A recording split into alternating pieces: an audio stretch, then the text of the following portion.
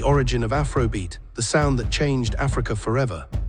Imagine standing on the busy streets of Lagos, Nigeria, in the late 1960s. The air is hot, car horns echo through the crowded roads, street vendors call out to customers while radios blast music from every corner. But something is changing, a new sound is rising, a sound unlike anything the world has ever heard. It isn't just music. It's a movement. It's a revolution. And at the center of it all stands one man, Fela Anikulapo Kuti. But to understand Afrobeat, we have to travel even further back in time. Long before Afrobeat was born, Africa was already overflowing with music. Every community had its own rhythms, songs, and dances. Music wasn't just for entertainment. It was used to celebrate births, mourn deaths, worship ancestors, tell stories, and unite communities. In Nigeria, traditional Yoruba music filled ceremonies with talking drums that seemed to speak their own language. In Ghana, Highlife music was becoming incredibly popular. Highlife blended African rhythms with Western instruments like guitars, horns, and pianos, creating a joyful sound that made people dance across West Africa. By the 1950s and early 1960s, Highlife had become the soundtrack of many African cities. At the same time, another musical revolution was happening across the Atlantic. In America, jazz was evolving, soul music was touching hearts, funk, led by artists like James Brown, was introducing hard-hitting bass lines and irresistible grooves. These sounds traveled across oceans, reaching African musicians eager to experiment. One young Nigerian musician was paying close attention. His name was Fela Kuti.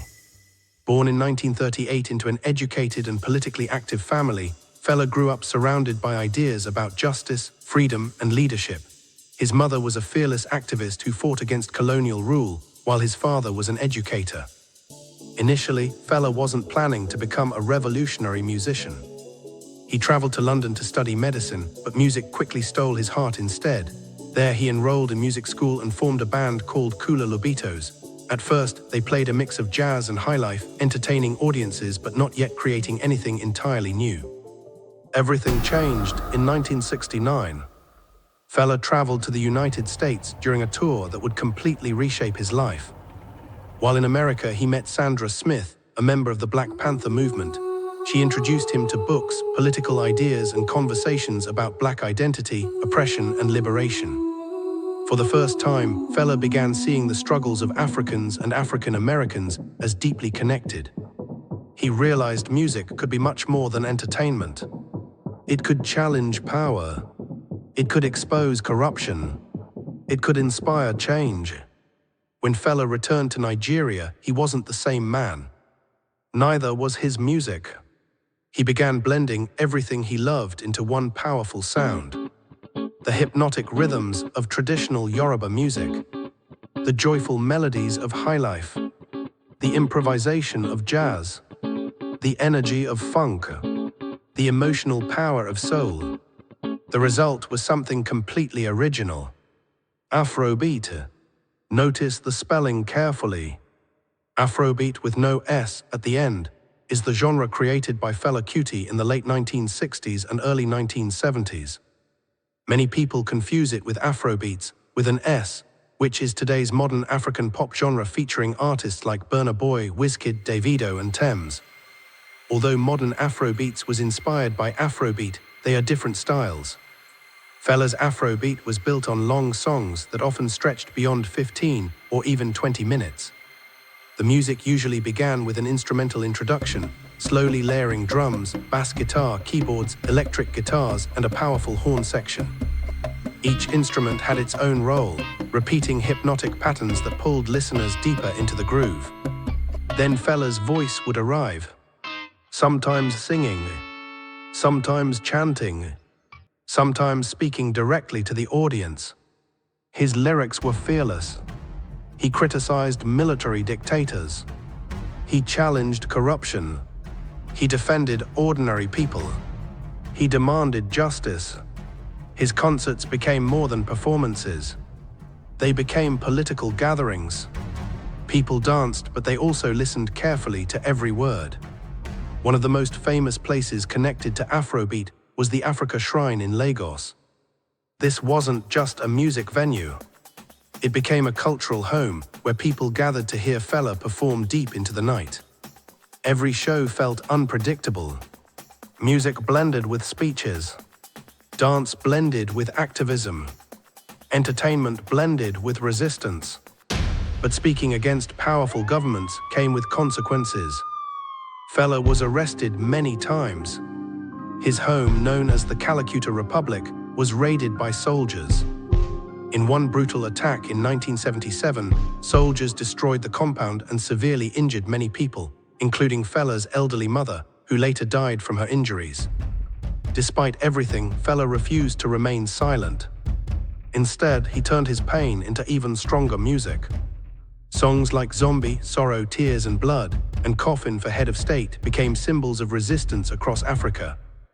Even when authorities tried to silence him, his music only became louder in people's hearts. As the years passed, Afrobeat spread beyond Nigeria. Musicians across Africa embraced its rhythms. Artists in Europe, America, and Latin America began studying its unique sound. Jazz musicians admired its complexity. Rock musicians borrowed its energy. Funk artists appreciated its groove.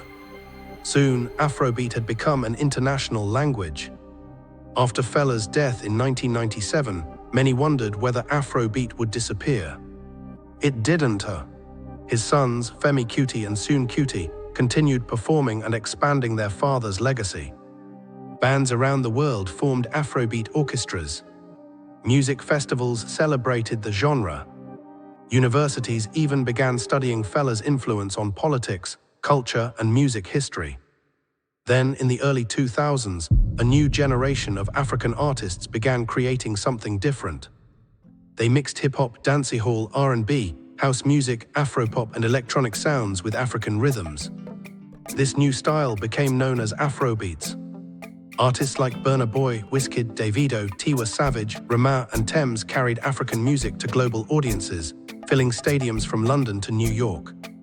Although their music sounds different from Fela's original Afrobeat, they all owe part of their success to the path he created. Without Afrobeat, modern Afrobeats might never have reached the world stage. Today, the influence of Afrobeat can be heard almost everywhere. In pop music, in jazz festivals, in hip-hop collaborations, in movie soundtracks. Even global stars have worked with African artists, proving that rhythms born in Lagos can unite listeners across continents. But perhaps the greatest achievement of Afrobeat isn't its popularity. It's its purpose. Fela believed music should make people think. He believed songs could challenge injustice. He believed artists had a responsibility to speak for ordinary people. That philosophy continues to inspire musicians around the world today. So the next time you hear a powerful African rhythm, a driving bass line, energetic horns, or a song encouraging people to stand together, remember the incredible journey behind that sound. It began with centuries of African tradition. It absorbed jazz, funk, and soul. It found its voice through one fearless Nigerian musician. And it grew into one of the most influential musical movements in history. Afrobeat wasn't simply created. It was born from culture, forged by struggle, driven by rhythm, and carried forward by generations who believed that music could change the world. And perhaps they were right.